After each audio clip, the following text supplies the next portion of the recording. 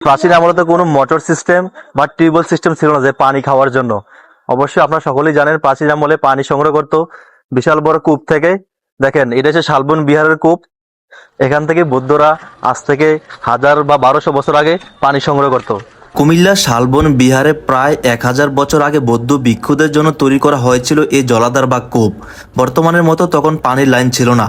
পুরো বিহার জুড়ে যেসব ভিক্ষুরা থাকতেন তাদের দৈনন্দিন কাজ, খাবারের রান্না, গোসল, পূজা অর্চনা সহ সবকিছুর জন্য পানি সংগ্রহ করা হতো এই কূপ থেকে।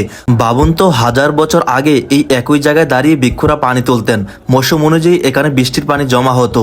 তখনকার স্থাপত্যশৈলী এমন ছিল যে এই কূপ বছরের পুরোটা সময় পানি ধরে রাখতে পারত। এখন কূপটার উপর লোহার জাল লাগানো হয়েছে পর্যটকদের নিরাপত্তার জন্য। তবে নিচে এখনো দেখা যায় পুরনো ইটের গাঁথুনি, যা প্রমাণ করে সেই সময়কার ইট কাঠামো কতটা শক্তিশালী ছিল।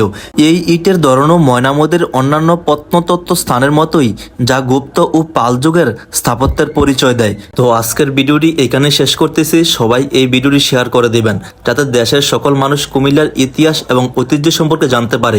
সবাই ভালো থাকবেন। আসসালামু আলাইকুম।